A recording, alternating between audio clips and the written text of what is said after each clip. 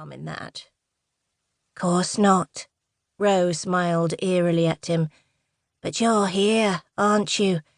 Because of what happened with Master Garlow."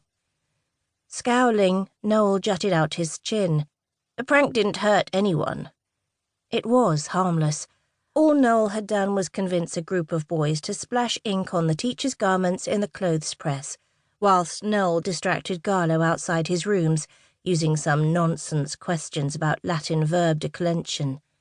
When they'd been caught, it had come out that Noel had been the one to come up with the prank.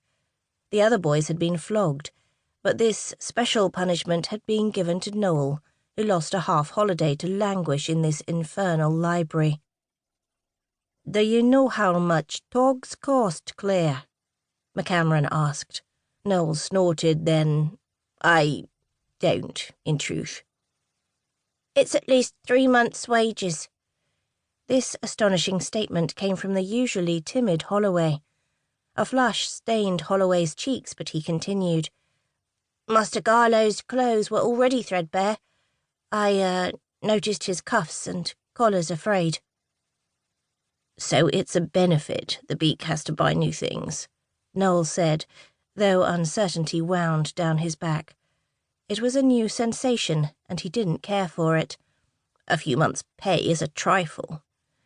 "When a man's got almost nothing," McCameron said, "every halfpenny matters.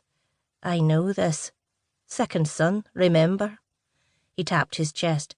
"That's why it's the army for me." "Don't bother with your prattle," Curtis jeered at McCameron. "We're nothing to him. He won't remember a damned word we say. If it's not flattery, he's got wool in his ears."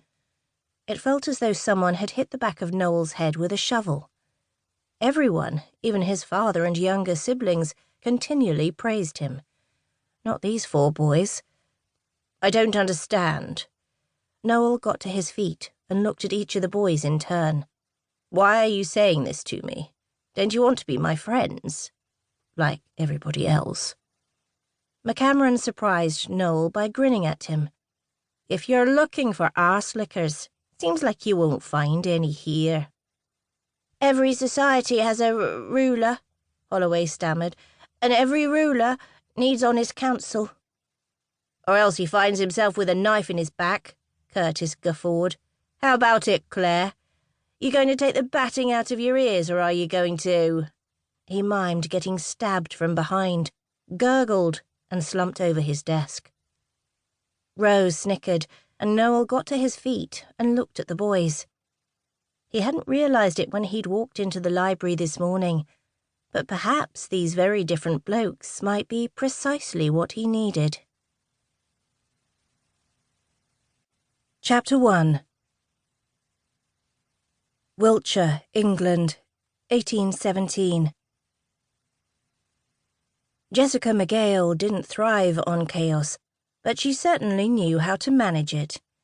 "Be sure to let Powers know that her ladyship will overnight at the Three Graces Inn in Basingstoke," Jess said to Penny, Lady Catherton's maid, as they walked down the length of the portrait gallery. "And make certain that her ladyship doesn't order the roast pheasant. Pheasant never agrees with her." "Yes, Miss McGale," Penny said breathlessly as she trotted next to Jess. With an apologetic smile, Jess slowed her stride.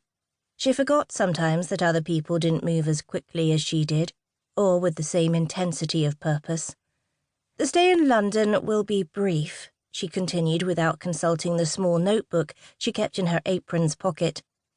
The notebook was merely insurance that she didn't forget anything important, but Jess's memory was as reliable as an iron lockbox. It had to be. "We'll only need 12 gowns. With the rest accompanying her on the continent, does that dozen include dresses for the daytime?" Stepping into the corridor that led to the back chambers of the manor, Jess resisted the impulse to roll her eyes. Honestly, one would think that the lady's maid to a young and influential widow such as the Countess of Catherton would already know what her mistress required. Jess had been 4 months in her ladyship's employ and was already considered, in the Countess's words, irreplaceable. Within 2 weeks of beginning her work for her ladyship, Jess advised the cook on what to prepare for meals, directed the gardener's activities maintaining the estate's substantial grounds, and ensured that